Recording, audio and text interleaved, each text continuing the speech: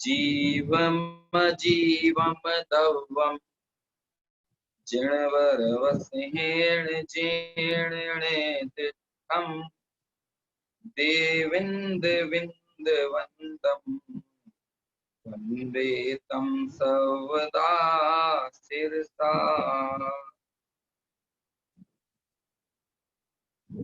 द्रव्य संग्रह ग्रंथादिराज की गाथा क्रमांक 14, जिस पर हमने कल चर्चा की, सुबोधिनी टीका के आधार से हमने कल विषय को समझा था और अनेक ऐसे सुझाव प्राप्त हुए जिसमें कहना था कि हम मूल ग्रंथ जो ब्रह्मदेव सूरी की टीका है उसके आधार से विषय को लें।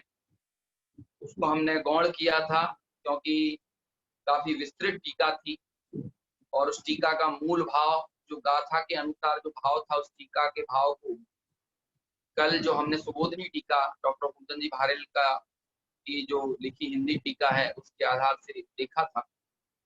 लेकिन आज मैं ब्रह्मदेव सूरी की टीका का कुछ ऐसा विषय अभी अपनी आज की कक्षा में लेना चाहूंगा जो उस टीका में नहीं लिया, जिस विषय को उस टीका में सम्मिलित नहीं किया था।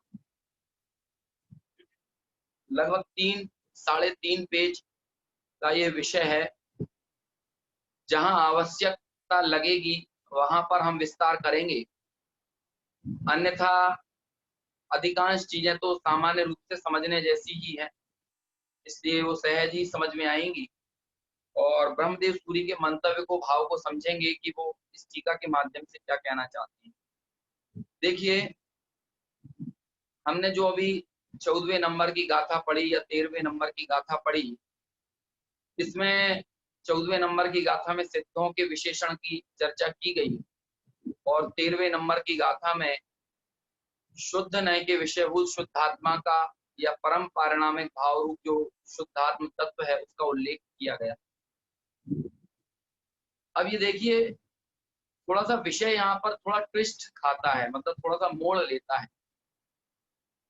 चर्चा जो है वो जीव की चल रही है ना? क्यों? क्योंकि शुरुआत में ही एक तरह का संकल्प जताया मंगलाचरण में ही, संबंध अविधेय और प्रयोजन बताते हुए कि इस ग्रंथ का प्रयोजन क्या है, इसका संबंध किससे है, इसका विधेय क्या है। तो वहां पर कहा था जीव मजीवम तत्वम, जीव मजीदम है ना, जीव और अजीव वास्तव में यही तत्व है, बाकी तो सब इनका ही विस्तार है। बाकी सभी चीजें, दुनिया, पूरी दुनिया, पूरा विश्व, पूरा लोक अलोक, इन दो ही तत्वों के अंदर गर्भित हो जाता है, इसलिए ये दो ही तत्व हैं और इन दोनों तत्वों का विस्तार से जो स्वरूप है वो देवादिदेव अरहंत देव ने हमारे सामने प्रतिपादित किया है, सर्वज्ञों ने बताया है। लेकिन उस जीव अजीव तत्व के बीच में हमारा प्रयोजन किससे सिद्ध होता है? जीव तत्व ज्ञान का ज्ञेय बन जाएगा। आप संसारी और मुक्त के भेद जान लें, संसारी किसे कहते हैं, मुक्त किसे कहते हैं। संसारी जीव के त्रस और स्थावर भेद होते हैं, है ना। कुल मिलाकर 20 प्ररूपणाएं कही जाती हैं, जिनमें 14 मार्गण स्थानों को सेपरेट लिया है। 14 15वें नंबर पे गुण स्थान होते हैं, पर्याप्ति होती है ना, प्राण होते हैं, संज्ञाएं होती हैं। इस तरह से 20 प्ररूपणाओं के माध्यम से जो आगम पद्धति के ग्रंथ होते हैं वहां पर जीव का वर्णन किया जाता है। इनको जीव की 20 प्ररूपणा कहा जाता है, जीव को बताने की 20 प्ररूपणा है। लेकिन आपने एक चीज का विचार किया, नहीं किया हो तो विचार कीजिएगा कि जीव की 20 प्ररूपणाओं में आत्मा कहीं नहीं है। समझ में आ रहा है ना? जीव की 20 प्ररूपणाओं में जीव तो है, जीव का जो वर्णन है, लेकिन उस जीव की प्ररूपणाओं में आत्मा कहीं नहीं है। अब आपको लगता होगा कि भाई एक ही तो बात है, चाहे आत्मा कहो चाहे जीव कहो, उसमें फर्क क्या पड़ रहा है? हाँ, बात तो एक ही है। यदि हम स्वरूप की यदि विचार करें, स्वरूप का लेबोरेटरी में कहीं जाकर टेस्ट करें, चाहे वो जीव का टेस्ट कर लें चाहे आत्मा का कर लें, दोनों में एक रत्ती, एक अंश भी, एक इंच मात्र भी अंतर नहीं निकलेगा। लेकिन फिर भी जीव शब्द जो है वो आगम पद्धति का है और आत्मा शब्द जो है वो अध्यात्म का है। आगम में चर्चा जीव की मिलेगी और अध्यात्म में चर्चा आत्मा की मिलेगी। एक और विशेष बात पर विचार कीजिए आप, जीव अनंत होते हैं, आत्मा एक होती है। तो कभी इस बात ने हमको स्ट्राइक नहीं किया कि भाई जब जीव अनंत है तो आत्माएं भी तो अनंत होना चाहिए। लेकिन हमारे अध्यात्म शास्त्र आत्मा को एक बताते हैं, वो एक ही है ना। या उसके जो भेद किए जाएंगे वो आत्मा के भेद उनकी संख्याओं के आधार पर नहीं किए जाएंगे, बल्कि आत्मा के भेद उनकी अवस्थाओं के आधार पर किए जाएंगे। कि जिसकी बाहर दृष्टि है वो बहिरात्मा है, जिसकी अंतर दृष्टि है वो अंतरात्मा है, और जिसने पूर्ण सुख को प्राप्त किया है वो परमात्मा है। लेकिन जीव की जो अनंत भेद की है वो उसकी संख्याओं के आधार पर की है ना, या फिर जीव की गति के आधार पर किए, है ना, जीव की स्थिति के आधार पर किए, जीव के गतियों में संसार में भ्रमण करने के आधार पर किए, या फिर कोरे कोरे जीव को देखने वाली जो दृष्टि थी उसने कह दिया कि जीव के कितने भेद, तो कहते हैं संसारी और मुक्त। लेकिन तब भी वो बहेगी कि सिद्ध जीव भी अनंत हैं और संसारी भी अनंत हैं। लेकिन जब आत्मा की चर्चा आएगी तो कहेगा आत्मा एक है, अहम एक को खलु शुद्धो ऋम महो णाण दंसण समग्गो, है ना, एगो में सासदो अप्पा राण दंसण लक्षणों शेषा में बाहिरे भावा सव्वे संयोग लक्षणा। ये गाथाएं हैं। एगो मैं एक हूँ, शाश्वत आत्मा, अहम एक को खलु शुद्धो मैं एक शुद्ध आत्मा हूँ, मैं एकाकी एकत्व लिए सभी आते। ये सारी चर्चा आत्मा की है, जहां पर एक विशेषण की बात होती है। और जब अनंत की बात होती है वो जीव की चर्चा है ना। तो कभी हमने इस बात का विचार किया कि आखिर आचार्य कहना क्या चाहते हैं। जब जीव की बात आती है तो उसको अनंत कहते हैं, और जब आत्मा की बात आती है तो उसको एक कहते हैं।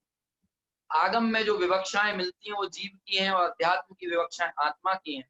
दोनों के स्वरूप एक होने पर भी इनके नाम भेद क्यों किए, इनके प्रयोग में अंतर क्यों है, इनके भेदों में अंतर क्यों है, क्या ये फर्क है। देखिए, दरअसल शायद पहले भी एक आध बार थोड़ी सी इस बात की चर्चा निकली होगी। छोटे दादा डॉक्टर साहब भी इस बात का उल्लेख करते हैं कि जब जीव में मैं लगा दिया जाता है ना तो वो आत्मा बन जाता है, और जब आत्मा से मैं हटा दिया जाता है तो जीव बन जाता है। मैं तो एक ही हूं, जीव अनंत हो सकते हैं, लेकिन मैं तो बस एक ही हूं ना। मुझे दृष्टि करना है तो मैं अनंत की करूंगा या एक की करूंगा।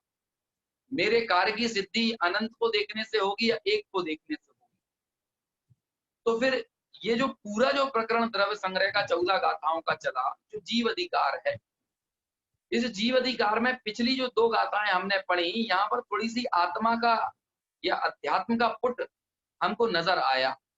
जब कहा सब्बे शुद्धा शुद्ध नया, है ना, सभी शुद्ध हैं। और जब सभी की शुद्धता की बात की जाती है तो मतलब परम पारणामिक भाव की चर्चा कहीं ना कहीं की जाने लगी। जब सिद्धों की बात की जा रही है, सिद्धों की प्रकट पर्याय यानी कार्य परमात्मा की बात की जा रही है, तो वो कार्य परमात्मा जिस कारण से कार्य रूप परिणत हुए हैं उस कारण का जिक्र आए बिना नहीं रहेगा। तो इसलिए यहाँ पर थोड़ी आत्मा की जो गंध आई, अध्यात्म का जो थोड़ी सी सुगंध हमको इन गाथाओं के बीच में मिली, तो ब्रह्मदेव सूरी ने इस पूरी 14 गाथाओं की विषय वस्तु को पूर्ण करने के बाद थोड़ा सा आत्मा के भेद प्रभेदों के आधार से चर्चा किया और आत्मा के अनेक गुणस्थान आदि के माध्यम से उस आत्मा का विचार किया। और वो आत्मा नाना प्रकार के गुणस्थानों में क्यों भ्रमण करता है, क्या उसकी बहिरात्म पने की वजह है, क्या उसके अंतरात्म पने की वजह है, और क्या उसके परमात्म पने की वजह है। ये चीज, ये जो चर्चा है, ये ग्रंथकार मतलब टीकाकार ब्रह्मदेव सूरी ने इस पूरे प्रकरण को खत्म होने के बाद 14वीं गाथा की टीका के अंदर किया। पहले वो 14वीं गाथा की टीका को पूर्ण कर देते हैं, उसके बाद इस चर्चा को जो पूरी आत्म केंद्रित है, जिसमें जीव का गौण करके आत्मा की बात की गई है ना, वो चर्चा है जो मुझे यहाँ पर करना है। इसलिए वो चर्चा थोड़ी सी लगभग टीका के जो पन्ने हैं उसके आधार से 3 पेज की है। अब उसमें भी हम आधा संस्कृत का आधा हिंदी का हिस्सा यदि निकालें तो भी लगभग 1.5 पौने 2 पेज की चर्चा तो होती ही है। इसलिए जहाँ ज़रूरी होगा वहाँ पर हम विस्तार करेंगे, मतलब उसको उसके ऊपर चर्चा करेंगे, अदरवाइज़ उसको सिंपल पढ़ेंगे और शब्दों के साथ एकाकार करते हुए उसके भाव को समझेंगे, है ना? तो दरअसल आत्मा और जीव में प्रयोगगत अंतर है, स्वरूपगत अंतर नहीं है ना? जैसे कि हाउस एंड होम, इंग्लिश में 2 शब्द आते हैं। आपकी कॉलोनी में हाउस तो बहुत हो सकते हैं, लेकिन होम एक होता है। समझ रहे हैं ना? मकान तो बहुत हैं, लेकिन घर तो एक ही है ना? तो इसीलिए जीव तो बहुत हैं, लेकिन जिसमें मैं हूँ, वो एक है। उस जीवत्व को धारण किए हुए जिसमें मेरी सत्ता है, जहाँ पर मेरी बात है, जिससे मेरा प्रयोजन है, वो मेरा प्रयोजन सिद्ध जिससे हो, वो एक है। इसलिए दृष्टि आत्मदृष्टि होती है, अनुभूति आत्म अनुभूति होती है, जीवानुभूति नहीं होती है, जीव दृष्टि नहीं होती है। सम्यक दर्शन में आत्मानुभूति की मुख्यता है, सम्यक दर्शन में जीवानुभूति की मुख्यता नहीं है, है ना? हम जीव को बहुत सुने, लेकिन उस जीव का स्वरूप समझने के बाद हमारे अपने ज्ञान दर्शन स्वभाव पर, उस स्वरूप पर यदि दृष्टि ना जाए तो फिर क्या प्रयोजन है? इसलिए देखिए नियम सार में 38वीं गाथा के अंदर जीवादि बहिर्तच्चम हे हम, ऐसा लिख दिया आचार्य कुंद कुंद ने कि जीवादि ये बहिर्तत्व हैं, हे हैं। क्यों? क्योंकि आप जीव की बात करेंगे तो उसमें यही व्यवहार जीव की बात करेंगे, जो 10 प्राणों से जीता है, जिसमें उपयोग के भेद हैं, जो संसारी और मुक्त के विभागों में बटा हुआ है, जो संसारस्थ है ना? जो देही है, जो देह प्रमाण है, आप तो इसकी बात करेंगे। लेकिन इस जीव को आप देखेंगे तो आपको अनुभूति होने वाली नहीं है ना? स्वानुभव होने वाला नहीं। इसलिए इस जीव को, व्यवहार जीव को हे कह दिया। आश्रवंद तो हे हैं ही, संवर निर्जरा मोक्ष भी पर्याय हैं, प्रगट पर्याय हैं, वर्तमान में तो नहीं है, इसलिए उनको भी हे कहा। और अजीब भी परद्रव है, इसलिए उसको भी हे कहा। तो जीवादि 7 तत्वों को हे कहा, लेकिन आचार्य कुंद कुंद ने वहां पर लिखा उपादेयम अपणो अप्पा। उपादेय कौन है? कि आत्मा को बस आत्मा उपादेय, आत्मा को जीव उपादेय है ऐसा नहीं कहा, है ना? तो जीव की प्ररूपणाओं के बीच में, जीव की चर्चा के बीच में, जहां पर हमें हमारी आत्मा की गंध आए, जहां हमें हमारी आत्मा पकड़ में आए, वास्तव में तो वो ही चर्चा का सार है और उससे ही हमारे जीवन का तात्पर्य सिद्ध हो सकता है। तो ऐसी चर्चा पूरी जीव प्ररूपणा, एक तरह से गुण स्थानों की, मार्गणा स्थान की, जीव समास की, है ना, 10 प्राणों की, उपयोग के भेदों की, है ना, कर्तापने की, भोक्तापने की, ये सारी चर्चा करने के बाद थोड़ी सी आत्मा के भेद प्रभेदों के आधार से अब ब्रह्मदेव सूरी टीका में विचार करते हैं, जिसको हम पढ़ेंगे। ये थोड़ी मैंने भूमिका बना दी, क्योंकि आगे तो सिर्फ हम उसको पढ़कर शब्दों को समझने की चेष्टा करेंगे, प्रकरण को समझेंगे। मैं कह रहा हूं कि बहुत कठिन विषय नहीं है ना? लेकिन हो सकता है कि जब हम इसको पढ़ें तो कुछ अछूती चीजें, जिन विषयों से हम अपरिचित रहे हों और स्थूल विषय होने के बावजूद भी हम उनसे अपरिचित रहे हों, तो वो बात हमें पकड़ में आएगी। आज मैं प्रोफेसर वीर सागर जी के किसी व्याख्यान को सुन रहा था, तो उसमें उन्होंने एक बड़ी सुंदर बात कही कि हमारे यहाँ भक्ताम्बर के अखंड पाठ की परिपाटी है, लेकिन भक्ताम्बर में तो ना 7 तत्वों की बात है, ना भक्ताम्बर में सम्यक दर्शन, सम्यक ज्ञान, सम्यक चारित्र की बात है। और सम्यक दर्शन के लिए कम से कम तत्वार्थ का श्रद्धान होना, स्वपर भेद विज्ञान होना, ये तो कम से कम जरूरी है ही ना, लेकिन वो कहीं चर्चा ही नहीं है। तो जिससे हमारा मूल प्रयोजन सिद्ध हो, वो बात तो है नहीं, लेकिन फिर भी लोग बिना अर्थ समझे भक्ताम्बर को पढ़ते हैं। ऐसा कथन करके उनका भक्ताम्बर की उपेक्षा करने का प्रयोजन नहीं था। उन्होंने अपने पूरे व्याख्यान में भक्ताम्बर की महिमा गाई, लेकिन उन्होंने एक दृष्टि ये भी दी। उस बीच में उन्होंने कहा कि मुझे अखंड पाठ करने जैसा कोई ग्रंथ यदि लगता है, वीर सागर जी ने कहा, तो कहते हैं वो द्रव्य संग्रह लगता है। क्यों? क्योंकि द्रव्य संग्रह एक तो भक्ताम्बर से कम पंक्तियां हैं, है ना? भक्ताम्बर की तो 4-4 पंक्तियों का एक छंद, एक श्लोक आप मिलाते हैं और 48 को यदि आप बढ़ा देते हैं तो 192 लाइनें होती हैं और द्रव्य संग्रह में तो 116 लाइनें ही हैं, तो अपेक्षाकृत उससे छोटा है, कम पंक्तियां हैं। लेकिन पूरे जिनागम की विषय वस्तु, संतुलित विषय वस्तु, द्रव्यार्थिक पर्यायार्थिक नय दोनों की विवक्षाओं के साथ, निश्चय व्यवहार की विवक्षाओं के साथ, जीव का अजीव का, है ना, आश्रव वन संवर निजरा मोक्ष का, पुद्गल का, धर्म का अधर्म का, आकाश का, काल का, पंचास्ति काय का, रत्नत्रय का, सारा प्रयोजनभूत वर्णन इस द्रव्य संग्रह में है और टीकाकार मुनिराज ने वैसा ही सुंदर चर्चा की है। इसीलिए बड़ा महान ग्रंथ है, बहुत बेसिक ग्रंथ है लेकिन बहुत जरूरी ग्रंथ है, बहुत गंभीर या गहन ग्रंथ नहीं है जिससे कि ये समझना किसी को आसान ना हो। आसान है, संक्षिप्त है, संतुलित है ना, और आवश्यक है और संपूर्ण विषय वस्तु को समेटे हुए है, जिसकी आपको मोक्ष मार्ग में जरूरत है, आत्मानुभूति में जिसकी जरूरत है।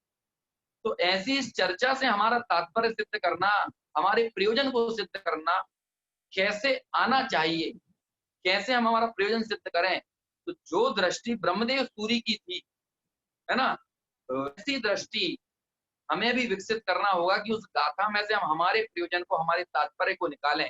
जैसा कदम कदम पर ब्रह्मदेव सूरी ने निकाला कि संज्ञाओं की चर्चा करते हैं तो भी उन्हें अपने स्वानुभव की याद आती है, कषायों की बात करते हैं तो भी वे पहले स्वानुभव को याद करते हैं, शुद्धात्मा को याद करते हैं, स्वसंवित्ति को याद करते हैं, फिर बाद में संज्ञाओं को, कषायों को, है ना, गुण स्थानों को, मार्गण स्थान को, इनको बाद में याद करते हैं।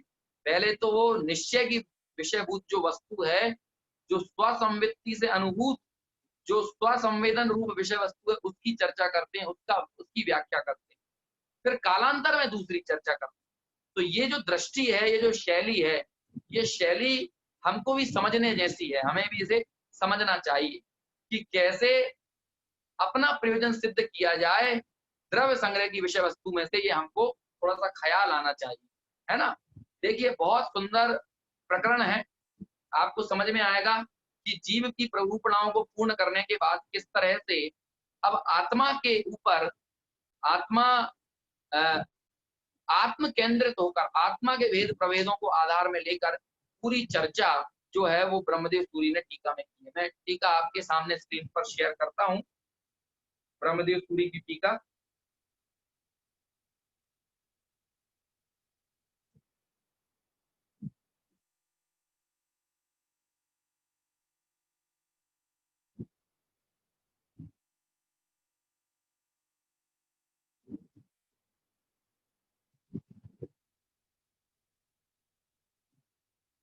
दो दिन से अपन ने इसको खोला नहीं था, थोड़ा सा मुझे ढूंढने में थोड़ा वक्त लग रहा है।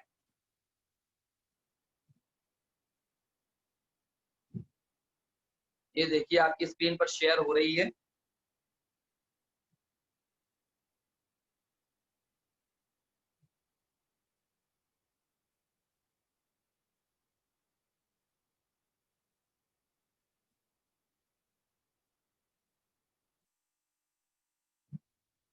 ये देखिए आ गई है टीका, सबसे नीचे देखिए जहां पर लिखा है, इस प्रकार नए विभाग से 9 अधिकारों द्वारा जीव द्रव्य जानना, मतलब जीव के 9 अधिकारों की चर्चा यहाँ पर पूर्ण की।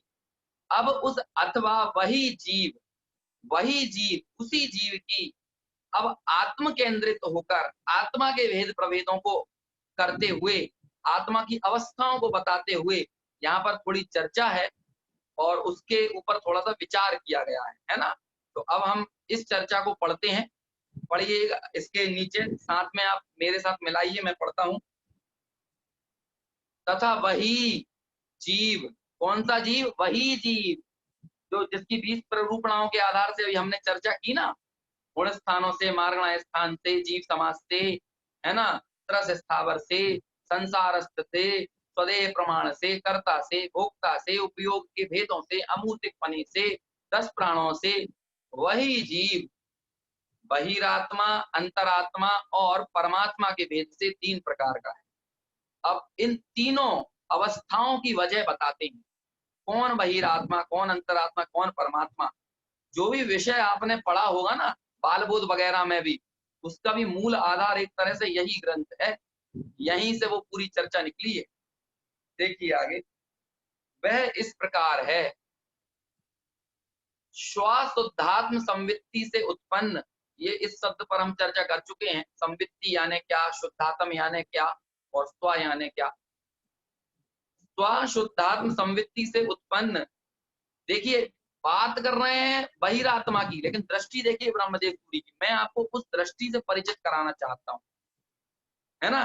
बात बहिरात्मा की है, लेकिन बहिरात्मा की बात करते हुए पहले रागद्वेष याद नहीं आता ब्रह्मदेव सूरी को, पहले उन्हें स्वशुद्धात्म तत्व की संवित्ति याद आती है।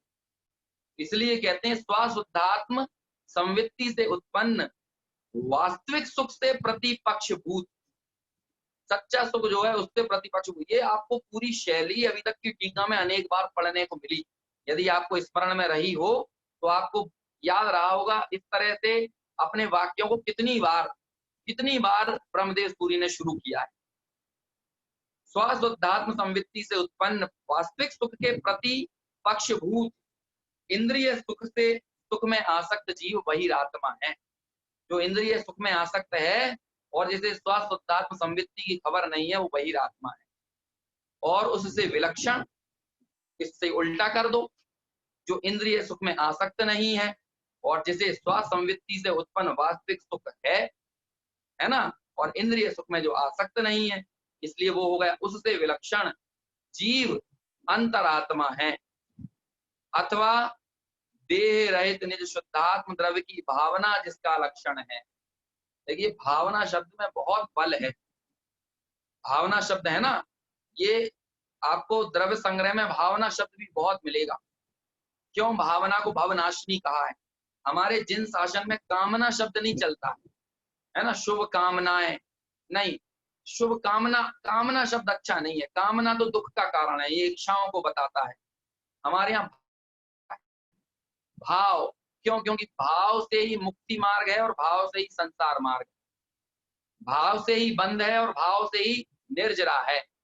इसलिए यहाँ पर भावना शब्द चलता है। भावना शब्द की ईमानदारी है, ललक है, रुचि है ना, तीव्र ललक, तीव्र रुचि को बताने वाला ये शब्द है। इसलिए कहते हैं देह रहित निज शुद्धात्म द्रव्य की भावना जिसका लक्षण है, ऐसे वेद ज्ञान से रहित होने से देहादि पर द्रव्यों में एकत्व भावना रूप परिणमित जीव बहिरात्मा है। बहिरात्मा की फिर से बात की कि जिसे शुद्धात्म तत्व की भावना नहीं है, जो भेद ज्ञान से रहित है और देहादि पर द्रव्यों में एकत्व की भावना है। जिसे देहादि पर द्रव्यों की भावना है वो बहिरात्मा, और जिसे शुद्धात्मा की भावना है वो अंतरात्मा। ठीक है ना, वो बहिरात्मा है। और उसके प्रतिपक्षभूत यानी बहिरात्मा से उल्टा वो अंतरात्मा है। अथवा देखिए, एक बहिरात्मा और अंतरात्मा को कितना अथवा अथवा लगाकर समझा रहे हैं, है ना। सबसे शुरू में तो उन्होंने क्या कहा, इंद्रिय सुख में आसक्त, फिर कहा देहादि पर द्रव्यों की भावना करने वाला, और अब तीसरा देखिए, देह और उपादेय का विचार करने वाला चित्त निर्दोष परमात्मा से भिन्न, है ना। पहले करते हैं मुद्दे की बात, पहले करते हैं जो हमें करना चाहिए वो, और फिर करते हैं वो बात की जो हम नहीं कर रहे हैं, है ना। जैसे आपसे कोई चर्चा करे कि एग्जाम में फेल विद्यार्थी की चर्चा करो, परीक्षा में जो फेल हो गया है वो उस विद्यार्थी की चर्चा करो, और ब्रह्मदेव सूरी से कहा जाए कि महाराज ये बच्चा एग्जाम में फेल हो गया, इसका स्वरूप बता दीजिए, तो ब्रह्मदेव सूरी कैसे स्वरूप बताएंगे, है ना। निरंतर अध्ययन में तल्लीन रहने वाला, है ना, सिर्फ पुस्तकों से ही मैत्री रखने वाला, है ना, अपने उपयोग को सिर्फ अपनी पुस्तकों में, अपनी किताबों में, अपने अध्ययन में ही केंद्रित रखने वाला जो जीव है, उससे प्रतिपक्षभूत जो जीव है वो फेल होने वाला जीव है, या फेल होने वाला व्यक्ति है। मतलब फेल होने वाले व्यक्ति को भी, है ना, जो हमें नहीं करना चाहिए उसकी चर्चा नहीं करते, शुरू में जो हमें करना चाहिए वो चर्चा करते हैं ब्रह्मदेव। तो देखो यहाँ पर भी क्या चर्चा की कि हे उपादेय का विचार करने वाला, देखो करना तो हमें हे उपादेय का विचार करना चाहिए, तो लिखते हैं हे उपादेय का विचार करने वाला चित्त निर्दोष परमात्मा से भिन्न राग आदि दोष और शुद्ध चैतन्य लक्षण आत्मा, इन तीनों का तथा वीतराग सर्वज्ञ प्रणीत अन्य पदार्थों का, जिसे परस्पर सापेक्ष नए विभाग से श्रद्धान और ज्ञान नहीं है। पूरी बात उन्होंने की, ऐसा लगा कि जैसे अंतरात्मा का वर्णन करने जा रहे हो, लेकिन आखिरी में रख दिया जिसको ऐसा ज्ञान नहीं है।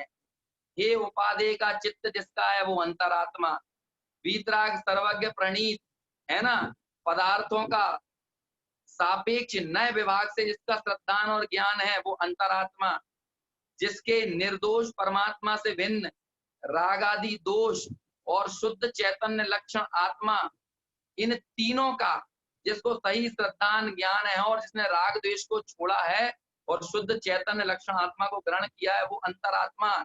लेकिन जिसमें ये सब नहीं है वो कौन है, उसे कहते हैं वो बहिरात्मा। ठीक है ना, वह बहिरात्मा है और उससे विरुद्ध मतलब बहिरात्मा की प्रवृत्ति से विरुद्ध वो अंतरात्मा है। इस प्रकार बहिरात्मा और अंतरात्मा का लक्षण जानना। तीन विवक्षाएं दी, तीन विवक्षा को हम शॉर्ट में बताएं तो क्या करेंगे। पहली विवक्षा उन्होंने दी कि जैसे इंद्रिय सुख में आ सकते हैं। दूसरी विवक्षा उन्होंने दी देहादि पर द्रव्य की भावना है। और तीसरी विवक्षा उन्होंने दी जिसका हे उपादेय से रहित चित्त है। ठीक है ना, जिसके चित्त में हे उपादेय का विचार नहीं है, सही क्या गलत क्या ये विचार नहीं है, ऐसा जो जीव है वो बहिरात्मा है और इससे जो विरुद्ध है वो अंतरात्मा। ये बहिरात्मा अंतरात्मा की चर्चा की। अब देखिए परमात्मा का लक्षण कहा जाता है सकल विमल केवल ज्ञान द्वारा समस्त लोकालोक को जानता है, व्याप्त होता है अतः विष्णु कहलाता है। अब देखिए जिन लोगों को सवाल पैदा होते हैं ना, विष्णु कहें हम भगवान को कि ब्रह्मा कहें कि सुगत कहें कि ईश्वर कहें, है ना, कि शंकर कहें कि शिव कहें, मतलब शिव कहें, क्या कहना है, तो वो कहते हैं तुम्हें शिव कहना है शिव कहो, ब्रह्मा कहना है ब्रह्मा कहो, विष्णु कहना है विष्णु कहो, सुगत कहना है सुगत कहो, ईश्वर कहना है ईश्वर कहो, या स्वाधीन कहना है स्वाधीन कहो।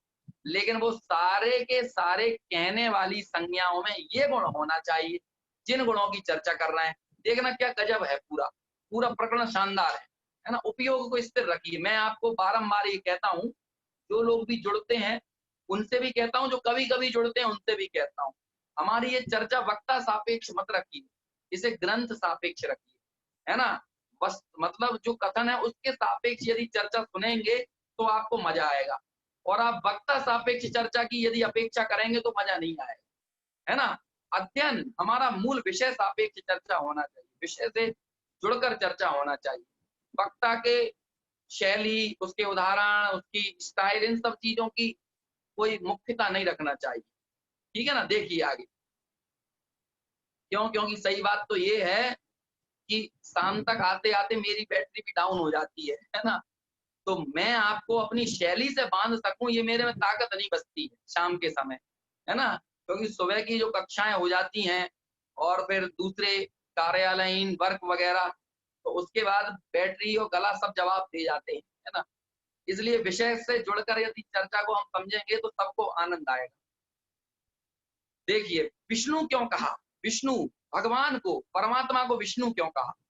इस सकल विमल केवल ज्ञान द्वारा जो समस्त लोकालोक को जानता है और उसमें व्याप्त है, विष्णु को व्याप्त बोलते हैं ना, कि भैया सभी जगह वो ही विष्णु है ना, सब में वही व्याप रहा है, उसके ही अवतार हैं। तो कहते हैं वो लोकालोक में व्यापता है, अपने केवल ज्ञान के द्वारा पूरे लोकालोक को विषय बना लेता है, इसलिए लोकालोक को जानने से उसको लोकालोक में व्याप्त कहते हैं, इसीलिए उसकी विष्णु संज्ञा दी गई। है ना। फिर अगले आगे कि परम ब्रह्म नामक निज शुद्धात्मा की भावना से उत्पन्न, शुद्धात्मा को परम ब्रह्म कहा जाता है ना। तो इसलिए परम ब्रह्म नामक निज शुद्धात्मा की भावना से उत्पन्न सुखामृत द्वारा सुख होने से, सुखामृत द्वारा तृप्त होने से उर्वशी, रंभा, तिलोत्तमा आदि देव कन्याओं द्वारा भी जिसका ब्रह्मचर्य खंडित नहीं होता, ये उसके सामने मतलब ये क्या कहें, ब्रह्मदेव सूरी, मुझे तो ब्रह्मदेव सूरी और पद्म मलधारी देव दोनों ऐसे लगते हैं कि मस्ती में डूब के टीका लिख रहे हो।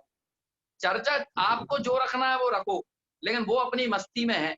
वो कह रहे हैं तुम किनकी बात करते हो, तुम रंभा को बोलते हो, उर्वशी को, तिलोत्तमा को, इनको बहुत देव कन्याएं बोलते हो, सुंदरी बोलते हो, देवांगना बोलते हो। तो कहते हैं वे कन्याएं भी जिनके सामने ले आए तो उनका ब्रह्मचर्य खंडित ना करें, क्योंकि जैसे परम ब्रह्म का अवलंबन होता है वो कभी अब्रह्म में नहीं पड़ता है। और इसीलिए परम ब्रह्म का जिनको अवलंबन है, ऐसे सुखामृत से जो तृप्त हुआ है, वो अब्रह्म में पड़ के अपनी अतृप्ति को जाहिर करने वाला नहीं हो सकता। इसलिए वो परम ब्रह्म में रमने वाला होने से परम ब्रह्म कहलाता है। वही केवल ज्ञानी कौन कहलाते हैं, परम ब्रह्म कहलाते हैं। फिर आगे केवल ज्ञानादि गुण रूप ऐश्वर्य सहित होने के कारण, है ना, केवल ज्ञान से बड़ा ऐश्वर्य है कोई। और केवल ज्ञान आदि अनंत ज्ञान, अनंत सुख, अनंत वीर, अव्यावादत्व, सूक्ष्मत्व, अगु लघुत्व, है ना, निर्नामत्व, निर्मानत्व, ये सारे विशेषण हमने भी पढ़े। ऐसे गुण रूप ऐश्वर्य सहित होने के कारण देवेंद्र आदि भी उस पद की अभिलाषा करते हुए जिनकी आज्ञा मानते हैं। गुरुदेव श्री कहते थे ना कि तीर्थंकर भगवान अरहंत परमात्मा ने ये वाणी 100 इंद्रों की उपस्थिति में कही, 100 इंद्रों की उपस्थिति में कही कि मैं एक ज्ञायक भाव हूं, और वह वाणी, है ना, उस शुद्धात्म तत्व के अवलंबन से मेरे सभी दुख दूर होंगे। ऐसी वाणी अरहंतों की सभा में आई, और ऐसी वाणी हाथ जोड़कर इंद्र सुनते हैं, देवेंद्र सुनते हैं, यक्ष सुनते हैं, गंधर्व सुनते हैं, धर्मेंद्र सुनते हैं, भवनवासी व्यंतर ज्योतिष देव सुनते हैं, त्रियंच गति के शेर, चीता, कुत्ता, बिल्ली, घड़ा, गधा, घोड़ा ये सुनते हैं, चक्रवर्ती सुनता है। सब सुनते हैं कि नहीं, हाथ जोड़कर उनकी आज्ञा मानते हैं, और इसीलिए उन्हें ईश्वर नाम दिया गया है। जो सबके ईश हैं, जो जिनकी आज्ञा पूरा विश्व मानता है, देवेंद्र भी मानते हैं, इसलिए वे केवल ज्ञानी भगवान ही क्या है, वही ईश्वर है। फिर आगे केवल ज्ञान शब्द से वाच्य सु अर्थात उत्तम, और गत अर्थात ज्ञान। केवल ज्ञान उत्तम ज्ञान है, इसलिए केवल ज्ञान को कहा सु, और गत यानी ज्ञान, सुज्ञान।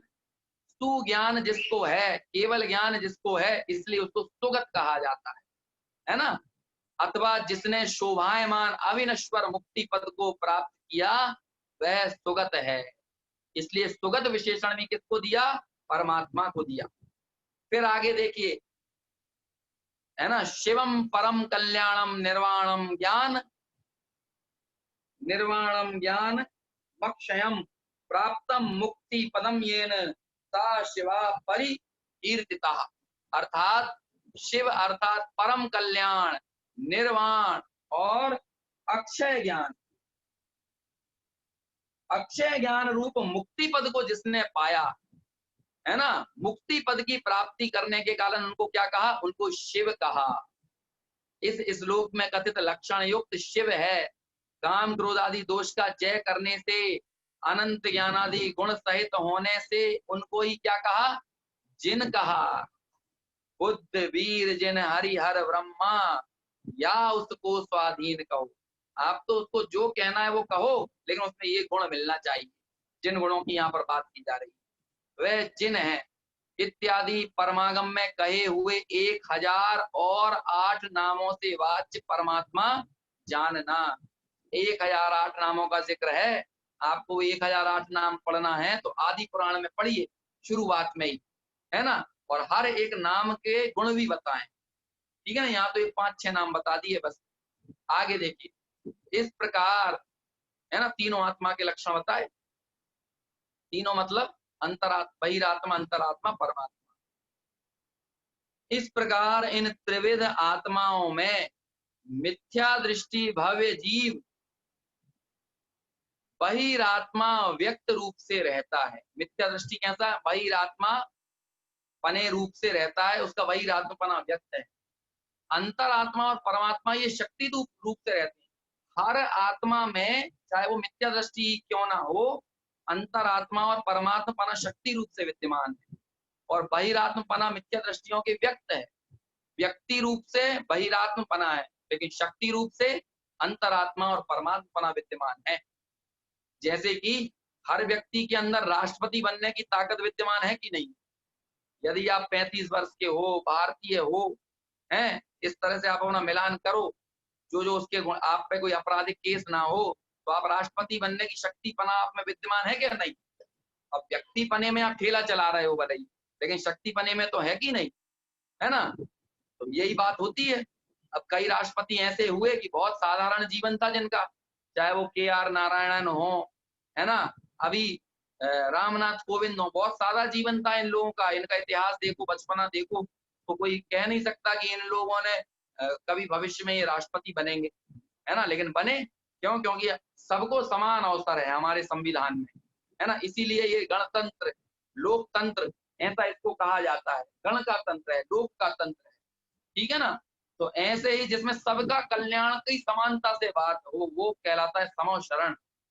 और जिन शासन ऐसे सबकी समानता, सबकी स्वतंत्रता, सबके कल्याण की बात करने वाला है, सबको समान अवसर देता है, सब में शक्ति पने से अंतरात्मा और परमात्मा बनने की ताकत है। व्यक्ति पने से भैया वही रात में तो क्या कर सकते हैं, उसकी अपनी भूल है ना। अंतरात्मा और परमात्मा ये देव दो शक्ति रूप से रहते हैं, और भावी नैगम नय की अपेक्षा से व्यक्ति रूप से भी है। यदि भावी नैगम नय से विचार किया जाए, भावी नैगम नय यानी जैसे कोई व्यक्ति MBBS के पहले ईयर में है, तो उसको भी हम डॉक्टर कहने लगते हैं, है ना। ऐसे ही हो सकता है किसी को 10, 15, 20, 25 भाव बाद, है ना, 10, 100, 150, 200, 1000 वर्ष, 1000 भावों बाद भी जिसको मुक्ति जाना है, तो उसे हम भावी नैगम नय से ये कह सकते हैं, ये परमात्मा ही है। भावी नैगम नय से उसे परमात्मा और अंतरात्मा वर्तमान में कह सकते हैं, ठीक है ना। अभव्य जीव में बहिरात्मा व्यक्त रूप से तथा अंतरात्मा और परमात्मा ये शक्ति रूप से रहते हैं। देखिए अभव्य भी है ना, उसमें भी शक्ति रूप से अंतरात्मा और परमात्मा पना ये रहते हैं। भावी नैगम नय की अपेक्षा से भी उसमें अंतरात्मा और परमात्मा व्यक्ति रूप से नहीं रहते। भव्य जीव में तो भावी नैगम नय से रहते हैं, लेकिन अभव्य जीव चूंकि कभी बनेगा नहीं, इसलिए भावी नैगम नय से अपन उसको वर्तमान में व्यक्ति रूप से उसमें हम परमात्मपना या अंतरात्मपना नहीं मान सकते, क्योंकि वो बनेगा ही नहीं। रत्नत्रय रूप कभी परिणमित होगा ही नहीं, इसलिए वो क्या है, वो बहिरात्मा ही है। हाँ, शक्तिपने से आप कह सकते हो, उसमें भी आत्मा में अनंत गुण आदि हैं, लेकिन कभी वो रत्नत्रय रूप परिणत होगा नहीं। दुनिया की सबसे बड़ी गाली कोई है तो मैं कहता हूँ अभव्य ही है। उससे बड़ा कोई कोई दुर्वचन नहीं हो सकते किसी को अभव्य यदि कह दिया जाए तो। कोई इतना दुर्वचन नहीं है जितना किसी को अभव्य कह देना, है ना। प्रश्न, यदि अभव्य जीव में परमात्मा शक्ति रूप से रहता है तो उसमें अभव्यत्व किस प्रकार है? देखो कई लोगों के प्रश्न है ये, अब देखिए उसका उत्तर सुनिए। उत्तर, अभव्य जीव में परमात्म शक्ति की व्यक्तता केवल ज्ञानादि रूप से नहीं होती है, अतः उसे अभव्यत्व है। और शक्ति तो, परमात्म शक्ति तो शुद्ध नय की अपेक्षा से अभव्य और भव्य दोनों में समान है। परम पारिणामिक भाव, जीवत्व नाम का पारिणामिक, ये तो दोनों में समान है ना। भव्यत्व और अभव्यत्व पारिणामिक में अंतर हो सकता है, लेकिन परम भावग्राही शुद्ध द्रव्यार्थिक नय से जो परम पारिणामिक भाव जिसको कहा, ऐसा परम पारिणामिक भाव तो भव्य में भी है और अभव्य में भी है ना। इसलिए उसको शक्तिपने से तो परमात्मपना है, लेकिन व्यक्तिपने से वो कभी केवल ज्ञानादि रूप परिणत नहीं होगा। इसीलिए उसको क्या कहते हैं कि उसमें व्यक्तिपने से, है ना, व्यक्त रूप से उसमें परमात्मना न भावी नैगम्य से है, न भूत नैगम्य से, न वर्तमान नैगम्य से। तथा यदि अभव्य जीव में शक्ति रूप से भी केवल ज्ञान नहीं हो तो उसे केवल ज्ञानावरण कर्म सिद्ध नहीं होगा। देखो कितनी सुंदर तर्क है, कितना सुंदर युक्ति है। भैया अभव्य जीव में केवल ज्ञानावरण कर्म है कि नहीं, है कि नहीं केवल ज्ञानावरण कर्म? तो केवल ज्ञानावरण कर्म उस पे ही होगा ना जिसमें केवल ज्ञान की शक्ति हो, तभी तो आवरण हो सकता है। शक्ति ही ना हो तो उस पर आवरण कैसे हो? तो केवल ज्ञानावरण कर्म उसकी केवल ज्ञान शक्ति को बतलाता है। अब बस दिक्कत ये है कि उसका केवल ज्ञानावरण कभी कर्म दूर होने वाला नहीं, इसलिए शक्ति पने से उसमें भी केवल ज्ञान आदि अनंत गुणों का सद्भाव कहा, लेकिन व्यक्ति पने से उसमें केवल ज्ञान आदि या परमात्मना ये नहीं कहा जाता। भव्यत्व और अभव्यत्व ये दोनों अशुद्ध नय की अपेक्षा से हैं, ऐसा भावार्थ है। शुद्ध नय तो परम भावग्राही शुद्ध जीवत्व को पकड़ता है ना। 45वें नंबर की गाथा है नियम सार में, जहां पर जीव को 53 भावों से विरहित उसका परम पारणामिक भाव बताया है, और उन 53 भावों में एक समयवर्ती जीवत्व, भव्यत्व और अभव्यत्व इन पारणामिकों को भी 53 में डाल दिया, और ऐसे 53 भावों से रहित जो शुद्ध जीवत्व है उस परम पारणामिक भाव रूप तत्व को दृष्टि का विषय बताया। 42वें नंबर की गाथा नियम सार, जहां पर मुझ में औदैहिक भाव नहीं, औपशमिक नहीं, छायक नहीं, छायोपशमिक नहीं, ये पूरी चर्चा है वहां पर, ठीक है ना। आगे इस प्रकार जैसे मिथ्या दृष्टि संज्ञक वही आत्मा में नए विभाग से तीनों आत्मा दिखलाए हैं, वैसे ही शेष गुण स्थानों में समझना। यहाँ तो क्या किया कि मिथ्या दृष्टि संज्ञा बहिरात्मा में नए विभाग से तीनों आत्मा बतला दिए ना, वैसे शेष गुण स्थानों में समझना वह इस प्रकार है ना। शॉर्ट में थोड़ा सा आगे बता देते हैं कि बहिरात्मा अवस्था में अंतरात्मा और परमात्मा ये दोनों शक्ति रूप से हैं, और भावी नैगम नय से व्यक्ति रूप से भी रहते हैं, ऐसा जानना। अंतरात्मा अवस्था में बहिरात्मा भूतपूर्व नय से है, जो सम्यक दृष्टि हो गया वो भूत नैगम नय से अभी भी बहिरात्मा है, जो सिद्ध हो गए वो भी अभी भी भूत नैगम नय से बहिरात्मा है। अपन पढ़ते हैं कि नहीं, भूतकाल प्रभु आपका वह मेरा वर्तमान, और वर्तमान जो आपका वह भविष्य मम जान। जो आपका वर्तमान है भावी नैगम नय से वो मेरा, वो भावी नैगम नय से वो मेरा वर्तमान है। मतलब भावी नैगम नय से आप तो वर्तमान में सिद्ध हो, वर्तमान नैगम नय से, लेकिन मैं भावी नैगम नय से वर्तमान में सिद्ध हूँ, ठीक है ना। फिर कहते हैं कि आप वर्तमान नैगम नय से सिद्ध हो, लेकिन भूत नैगम नय से आप कौन हो? आप संसारी हो। ऐसे ही मैं वर्तमान नैगम नय से संसारी हूँ, लेकिन भावी नैगम नय से सिद्ध हूँ, है ना। तो कहते हैं सम्यक दृष्टि में भी यानी अंतरात्मा में भी भूतपूर्व नय से तथा घी के घड़े की भांति, ऐसे कई बार घी आपके यहाँ होता होगा ना, कभी घी की बरनी साफ करते होंगे आप, तो उसमें से घी निकाल देते होंगे, ऊपर धोखा क्या करते होंगे, बर्तन स्टैंड में रख देते होंगे, तो आपके घर में बोलते होंगे ना, अरे वो घी की बरनी उठा दो, अभी तो उसमें घी नहीं है, अभी तो कांच की बरनी है, फिर भी आप घी की बरनी क्यों कह रहे हो? भूत नैगम नय से अभी भी वो घी की बरनी है। ऐसे ही अंतरात्मा भी भूत नैगम नय से बहिरात्मा है, ठीक है ना। और परमात्मा स्वरूप शक्ति रूप से अंतरात्मा में शक्ति रूप से परमात्मना है, तथा भावी नैगम नय से व्यक्ति रूप से भी उसमें अंतरात्मा में परमात्मना रहता है। और परमात्मा अवस्था में भी अंतरात्मा और बहिरात्मा दोनों भूतपूर्व नैगम नय से हैं। कोई भी जीव परमात्मा बना तो पहले वो बहिरात्मा भी रहा और वो अंतरात्मा भी रहा। बिना अंतरात्मा हुए कोई भी व्यक्ति बहिरात्मा परमात्मा नहीं बन सकता, है ना। अब 3 प्रकार के आत्माओं को गुण स्थानों में घटित करते हैं, है ना। अब देखिए एक छोटे से पूरे वाक्य में तो नहीं, पैराग्राफ में 14 गुण स्थान सिद्ध करेंगे। मिथ्यात्व, सासादन और मिश्र, इन 3 गुण स्थानों में तारतम्य रूप न्यूनाधिक भेद से बहिरात्मा जानना।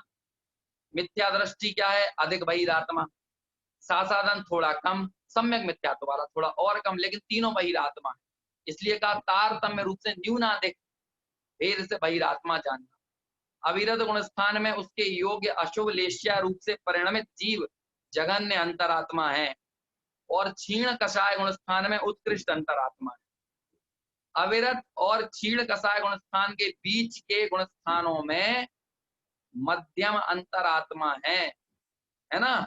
और सयोगी और अयोगी गुण स्थान में विवक्षित एक देश शुद्ध नय की अपेक्षा से सिद्ध सदृश परमात्मा है, और सिद्ध तो साक्षात परमात्मा है। ठीक है ना। सहयोगी और अयोगी केवली कैसे हैं? एक देश शुद्ध नय की अपेक्षा से वो भी सिद्ध सदृश हैं, क्योंकि चार घातीय कर्मों का अभाव किया उन्होंने। वे भी वीतरागी हैं, सर्वज्ञ हैं। सिद्ध भी वीतरागी सर्वज्ञ हैं, इसलिए उनको भी परमात्मा कहा, और सिद्ध तो साक्षात परमात्मा है ही। यहाँ बहिरात्मा हे है, उपादेय भूत अनंत सुख का साधक होने से अंतरात्मा उपादेय है, और परमात्मा तो साक्षात उपादेय है, ऐसा अभिप्राय है। ठीक है ना। इस प्रकार तात्पर्य निकल कर आ गए हैं यहाँ पे। बहिरात्मपना हे है, उपादेय भूत अनंत सुख का साधक अंतरात्मा उपादेय है, एक देश उपादेय है, और परमात्मा तो साक्षात उपादेय, परमात्मा को साक्षात उपादेय कहा गया है, ऐसा अभिप्राय है। ठीक है ना। देखिए नीचे का फुटनोट पढ़िए। उपादेय का मतलब क्या? यह प्रकट करने रूप से उपादेय है। ये चर्चा पहले भी आई है। आश्रय करने योग्य उपादेय और प्रकट करने योग्य उपादेय। आश्रय करने योग्य उपादेय तो अपना परम पारिणामिक भाव, परम शुद्ध निश्चय का विषय पुत्रकाली शुद्ध ज्ञायक तत्व जो है वो आश्रय करने योग्य उपादेय। लेकिन प्रकट करने योग्य उपादेय क्या है? अंतरात्मपना, परमात्मपना, ये प्रकट करने योग्य उपादेय। वह पर्याय होने से आश्रय करने योग्य नहीं है। अंतरात्मा परमात्मा पर्याय है, इसलिए आश्रय करने योग्य नहीं है। आश्रय करने योग्य तो सदा निज त्रिकाली ध्रुव शुद्धात्मा ही है। देखो गाथा 15 की भूमिका तथा नियम सार गाथा 50। अभी 15वें नंबर की गाथा शुरू होगी, है ना। 15वें नंबर मतलब इस, मेरे हिसाब से इस 15 नंबर की गाथा की बात कर रहे हैं। हाँ, इसी अगली जो गाथा आएगी ना, ये देखिए आप ऊपर दिख रहा है ना, इसकी भूमिका में भी ये बात कही है ना। आश्रय करने योग्य और प्रकट करने योग्य उपाधि। और नियम सार की 50वें नंबर की गाथा में तो चर्चा बहुत स्पष्ट है, खुलकर चर्चा। मतलब नियम सार में तो बहुत स्पष्टता से कारण परमात्मा की बात है, लेकिन द्रव्य संग्रह की टीका में भी हमको संकेत मिलते हैं कारण परमात्मा की, कारण शुद्ध पर्याय की। संकेत, बहुत संकेत भरे पड़े हैं इस ग्रंथ में। ठीक है ना। इस प्रकार षड द्रव्य पंचास्तिकाय के प्रतिपादक प्रथम अधिकार में नमस्कार गाथादि 14 गाथाओं द्वारा 9 अंतर स्थलों द्वारा जीव द्रव्य के कथन रूप से प्रथम अंतर अधिकार पूर्ण हुआ। 3 अधिकार है ना इस ग्रंथ के, उस 3 अधिकार में भी अंतर अधिकार बटे हुए हैं। तो इस 3 अधिकारों में से इस ग्रंथ के पहले अंतर अधिकार मतलब जीव अधिकार का वर्णन यहाँ पर अपना पूर्ण हुआ। और इस तरह से बहिरात्मा, अंतरात्मा और परमात्मा की चर्चा भी यहाँ पर आचार्य देव ने हमारे सामने बहुत ही सुंदरता के साथ प्रस्तुत की, और हमें ये प्रेरणा दी कि हम सभी अपना बहिरात्मपना छोड़कर अंतरात्मपना प्रकट करें, और फिर साक्षात सुख का, जहाँ पर साधी अनंत काल के लिए वेदन होने वाला है, और साधी अनंत काल के लिए जो सुख कभी भी खत्म नहीं होता, सदा काल अपने स्वरूप के अवलंबन से अनंत काल पर्यंत जो जहाँ सुख प्रकट होता रहता है, ऐसे सिद्धालय के हम वासी बने, परमात्मा प्रकट करें। इसी मंगल भावना के साथ अभी अपना विषय यहीं पूर्ण करते हैं। अब अपनी अजीब अधिकार पर आगे चर्चा चलेगी, जिसकी अपन यथासंभव चर्चा, यथा समय चर्चा करेंगे। अभी यहीं पर विराम लेते हैं, जनवाणी स्तुति करेंगे। निज निधि निज में बताई, यह अनंत उपकार है। के लिए जिन वाणी मातु वंदना शतवार है, वंदना शतवार